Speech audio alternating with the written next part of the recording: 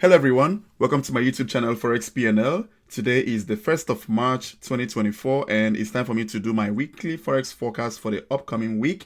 The markets just closed about 30 minutes ago and well, let's get things started. But today, before we dive into the charts to start looking at DXY and technical analysis and all that good stuff, let's take a look at the economical calendar at Forex Factory to see what we have next week from a fundamental perspective, okay? All right, so looking into Forex Factory right now, as you can see, well, next week is loaded. As you can, I just literally filtered for high impact news, and you can see next week we have a whole lot of fundamental releases scheduled for next week. All right, on Monday morning we're gonna kick things off with CPI from the Swiss axis, and then same day 11 o'clock p.m. we have Bank of Japan governor speaking. All right, and that's probably going to be a high impact because of the levels that we have in the yen crosses at the moment. Okay, and then on Tuesday we do have ISM services PMI and GDP from the Australian axis later in the day. And then, well, on Wednesday, we do have the Bank of Canadian rate statements, okay? Interest rates released from the Bank of Canada, all right? Again, we're not expecting any deviation, but again, interest rates are usually market movers, all right? You can see what happened this week when the release came from, I think it was New Zealand earlier this week, okay? All right, so be very careful around those times if you're trading the Canadian dollar pairs. And then we do have obviously the press conference from Canada, right, 10:30 a.m. Eastern. And then on Thursday we have interest rates from the European axis. Again, no deviation, but very careful when you're trading around those times, especially if you're going to be trading the euro crosses, okay? And then we have unemployment claims from the United States axis. And obviously we have the press conference from the euro axis, okay, after the interest rate release. And then on Friday, obviously, that's the big news, the heavy hitter, the non-farm payroll from the United States axis, and also the employment and unemployment data coming from the United States and Canadian axis, respectively. So next week, the markets will be moving, okay? We have enough fundamentals to really show us where this market wants to go, all right? The market has been ranging for a very long time now, okay, for a few weeks, and we don't really know what they have in plan. So I think a lot of that hesitation has been literally the markets kind of taking a pause and trying to figure out, where all these fundamentals that we have loaded in the agenda for next week will intend to move the price, come next week. So let's see. Hopefully from next week, some volatility will kick into the markets and we start having some nice setups, okay? And as we take a look at the charts now, you will start seeing, pretty much what I'm saying, because you see that we had some really nice body candles in here. But for the past 4 weeks, pretty much, look at what the market has been doing. We threw a week to the upside, threw a week to the upside, threw a week to the downside, and this week was pretty much a spinning top, or what do you call this thing? I don't know the name of this candle, but pretty much nothing happened, okay? We went up, went down, and then came back and closed pretty much at open price, okay? That's the price action that we have for the past 4 weeks, all right? So hopefully starting next week, we're going to see some volatility kick in. So from the weekly, not much. Only thing that I can say from here is the fact that, well, we have an inside bar formation. So hopefully maybe next week, the markets are now going to probably start taking off the highs of these inside bar formations that we do have right now in our charts, okay? What I'm mapping out now is the high and the low of that inside bar formation. And well, let's see how the markets will play out next week. Going into the daily, not much, to be completely honest with you. Again, we still have price inside this pretty large demand zone that we have in this area, okay? Markets acted as if we're going to bounce off a momentum. You do have this pin bar, and then after this bullish day, I expected markets to kind of give us a follow-up, okay, for further continuations to the upside. But upon the fundamental release earlier today, you can see that the dollar just started losing grounds, and you can see the bears came into the markets, okay? So if we move into the 4 hours time frame, this pretty much gives us the scenario that we have. Let me delete that demand zone area, okay? So remember, we do have a demand zone in here in the daily. So personally, I'm gonna be favoring a break to the upside, okay? In the event that, well, the bulls honor that demand zone area, come into these markets and continue pushing the markets to the upside. Okay, you notice the markets pretty much finding resistance right around that 104.25 level. You see we've had a few bounces off of that area. Okay, you can see the bounce, the rejection, again another rejection, grab of liquidity, and the markets came down again. All right, we do have this kind of will I say trend line that we have in this area. So maybe the markets can open next week if we get something of this nature with a clear break of this top, all right, of this level of structure. Then upon any pullbacks, I'm going to be searching for long opportunities upon retest of demand zones that form on our charts. Okay. And well, in the event that the markets continues to maybe give us a push to the downside, I'll be very careful in this case, because remember, in this area right here, we do have a solid demand zone in the daily chart. So the markets can easily break this trend line for a quick grab of liquidity, and probably even grab liquidity below these areas, only for the markets to just give us a violent move again to the upside from here, respecting that demand zone that we have from the daily chart. So I'll be very careful going short on DXY based on the price action that I'm seeing. Okay, all right, so that's pretty much it for DXY. Next up is going to be US dollar Swiss francs. Again, let me see, what do we have here from the weekly? Not much of a price action, looking more bullish than bearish, to be completely honest with you.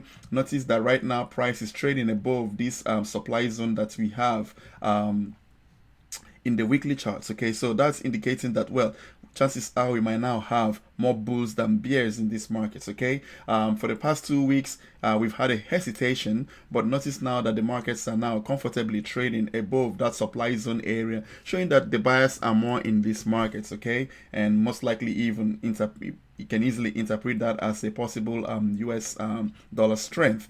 Now we do have this demand zone that we have right here on the daily charts, and remember that was formed as a result of the break of this level of structure.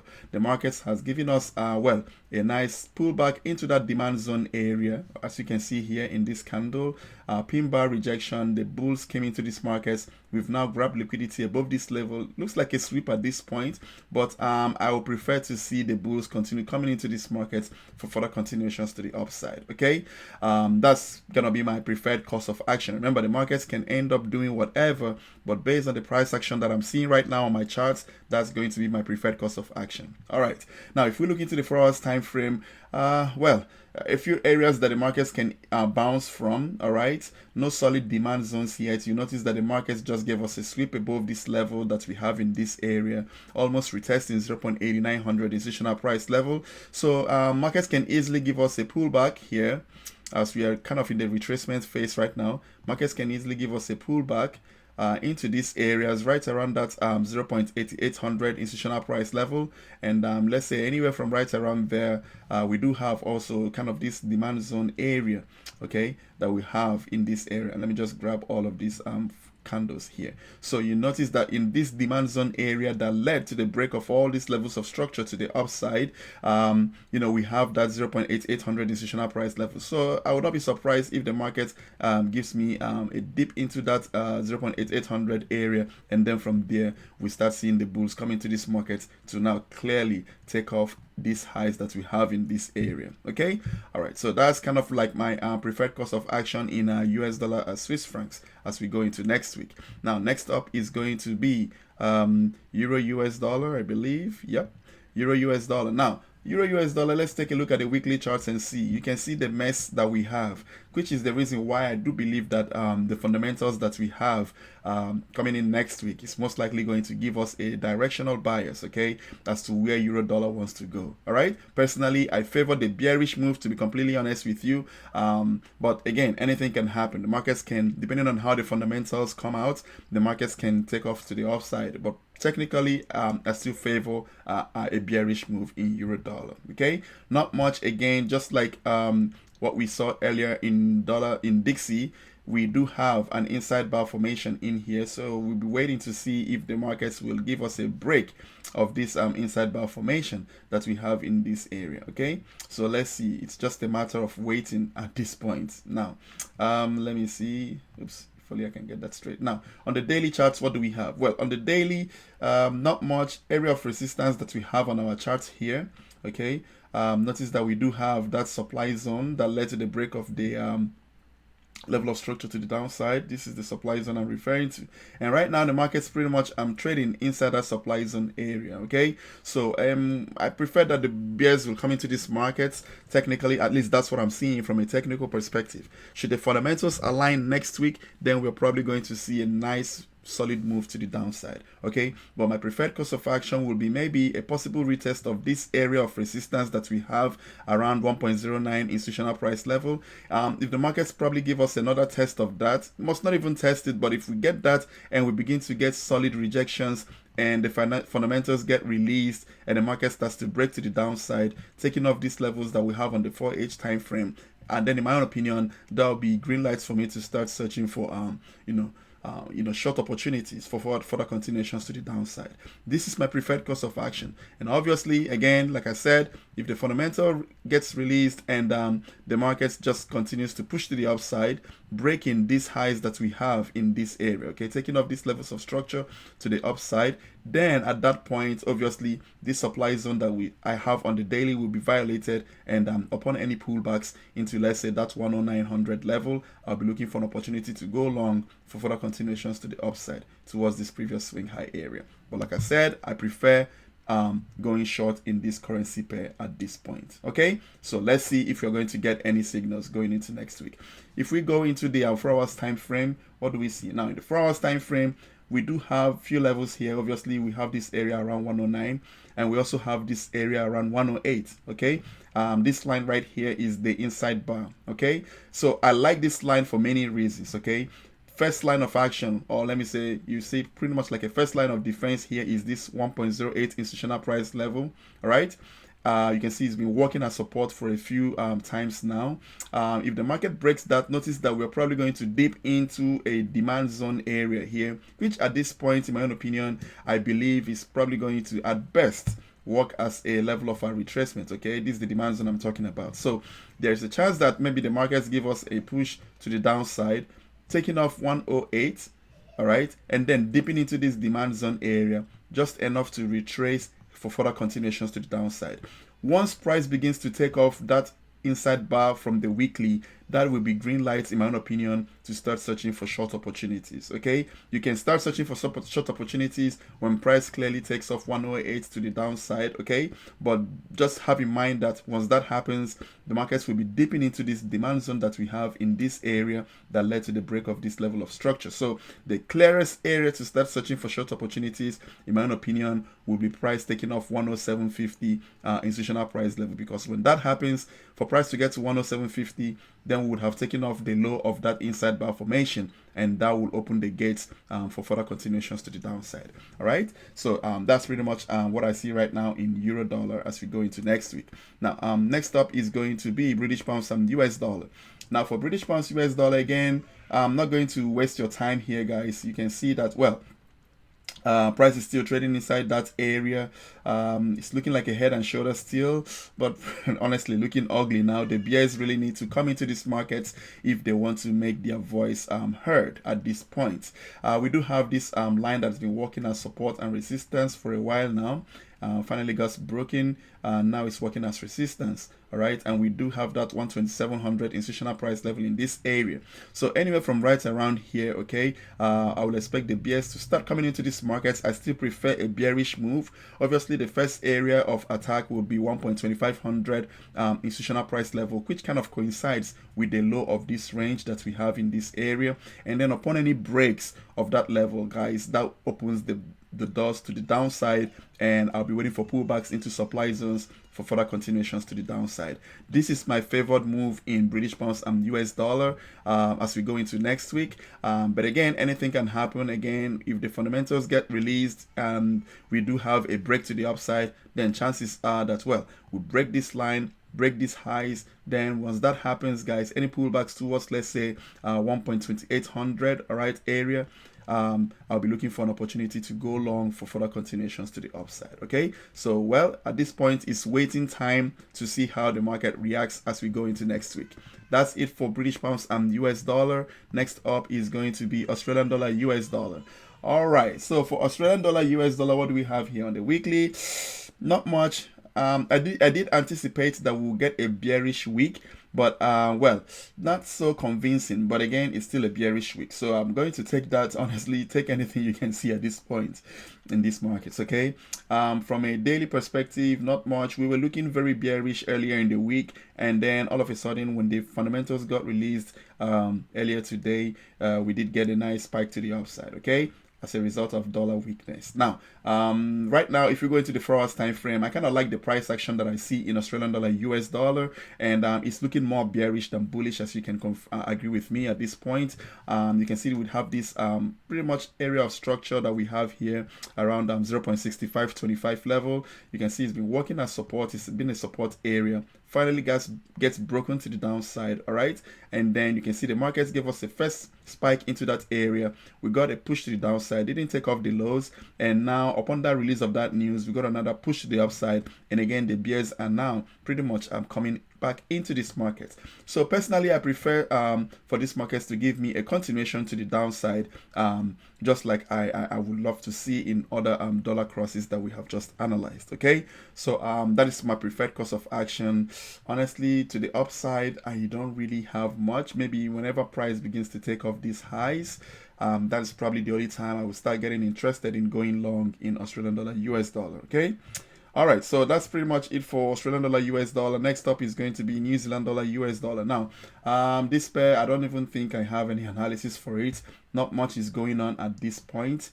We do have this level right here that's been working as pretty much support and resistance on these charts. All right, you can see support, resistance, support. Well, honestly, not much. To be honest, I'm not going to sit here and waste your time. I'm not seeing anything of interest.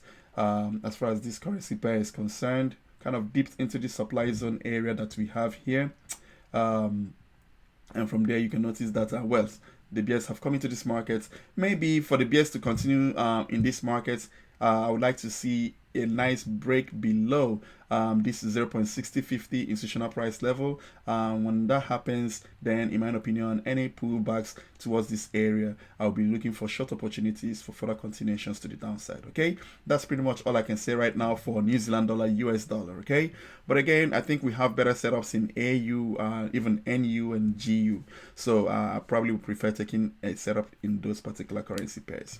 All right, so that's it for NU. Next up is going to be US dollar, Canadian dollar. Now, US dollar, Canadian dollar pretty much behaved as anticipated. The bulls continued doing their thing from earlier in the week. And like I said, upon the financial release earlier today, we did get some pullback. But again, key levels are still holding in these charts. If I go into the 4 hours time frame, you kind of see a clear price action.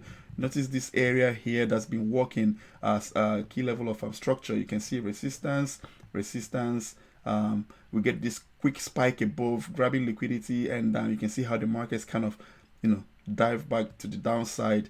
A little overshoot in my own opinion, but then we have resistance, resistance in that neighborhood, and finally now we've gotten a nice momentum break to the upside. Okay, and while this one here is different from this, is you can see that the market is pretty much staying above that level. So it seems as if the market is now clearly breaking above this area, and what I would like to see right now in this particular currency pair is for price to give me a bounce off of this area. One second, you notice that we have an area like this, and I would like to see that push to the upside. Okay, this is my preferred course of action in US dollar, Canadian dollar. Okay, a possible retest of this trend line, a possible retest of this confluence area that we have around here.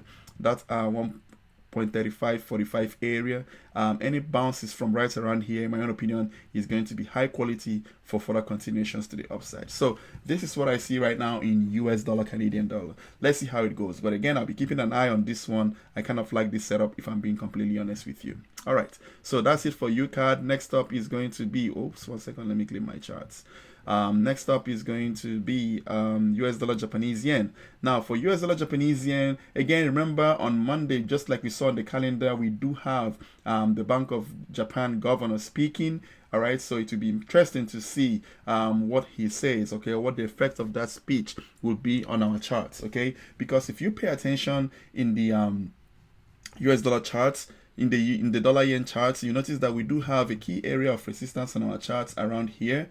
The markets kind of gave us an attack of that area, and from there you can see that the bears came in heavily in these markets, obviously bouncing off of this demand zone area for another attack to the upside. But now notice where price is. Price pretty much gave us a push to the upside towards that high again. All right, so this is why I'm saying that the markets will need to make a decision whether we're going to get a break to the upside, or if from here the markets will give us another push to the downside. Personally, I want the bulls to continue doing their thing, and well, let's see. Okay, let's see how it goes. But for now, the market is stuck in a range, as you can see in the 4 hours time frame. All right, we do have a range. Obviously, we do have this demand zone area. Let me just grab the whole of this. This is a demand zone area, probably on the daily charts, and you notice that the markets gave us a dip to the downside into that 149.50 area, and you notice that that is been holding price, but we are not making any highs yet. Okay, notice that we are not making any highs yet. This is pretty much a range at this moment. Okay, so let's just keep an eye on this one now. Market is in the middle of a range. I'm not a range trader, but again, if we get a push to the upside, okay, taking off the highs of this range, all right, if we get any move of this nature, one second. If we get any move of this nature, taking off the highs that we have in this area, all right, if we take off these highs, then in my opinion, any pullbacks towards that area, I'll be looking for an opportunity to go long for further continuations to the upside. Okay, if the market gives us a break to the downside, I'll be quite careful, but to be honest with you, I'll prefer a break to the upside. Okay, let's see how it goes. Now, that's it for dollar yen. Next up is going to be British pound, some Japanese yen, and that is the last currency pair that I'm going to be taking a look at. Okay, but in this case, you can see that, well, we did have a pullback this week. The week pretty much ended bearish, but we didn't really violate any key levels. Okay, the markets pretty much just ended the week bearish, so it's a pullback week. And as you can see here, we do have this demand zone on the daily charts that led to the break of this level of structure. The markets gave us a dip into this demand zone area, and you can see that well, today we already started getting a reaction to the upside. Okay, now we also have a level below here, which I doubt the markets will get to, but again, this is a valid demand zone area. Maybe early next week we get another maybe push to the downside, maybe to retest the lows that we have formed in the 4 hours time frame, and then from there probably the bulls, I will expect the bulls to start coming back into these markets for further continuations to the upside. All right, that is the price action that I can see right now. And well, remember, at the end of the day, we have to be reactive. Okay, and we're not just going to get married to a particular will I say analysis. We have to be reactive and go according to what the market offers. Okay, but from a price action perspective, this is that demand zone on the daily. You can see now in the 4 hours time frame, we do have key levels on these charts. Markets give us a dip into that demand zone area right around that 18900 area, and you can see from there the bulls have come into these markets, pushed these markets high enough towards this level of structure that we have in the 4 hours time frame. Okay, previous level of support now working as resistance. So it's been support and resistance trading all this while, and well, like I said, I favor a bullish push in this particular currency pair. So well, if we do get, let's say, a push to the downside deeper into this demand zone area, maybe towards this origin candles area, then any buy signals that I see around here, I'll be looking for an opportunity to go long as well. Okay, now in the event that the market doesn't make it that deep and we begin to get a push to the upside, taking off this level of structure that we have here, then obviously upon any pullbacks around here, I'll also be looking for an opportunity to go long for further continuations to the upside. Okay, the only time I might be interested in going short in this particular currency pair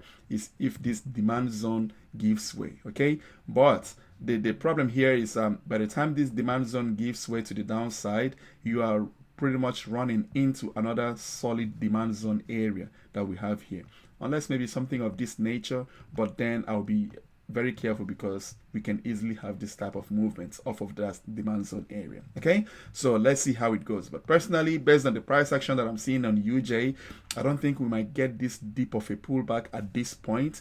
Honestly, I believe maybe from here we might probably just get a push to the downside, and then from here the boost probably will come into these markets for further continuations to the upside. So that's pretty much it at this point. That's all I have right now in terms of analysis. Hopefully you guys gained some value from this video, and if you did, please do not forget to click on that like button and subscribe to the channel so that you'll always get updates whenever I post a video. All right, cheers and have a nice weekend.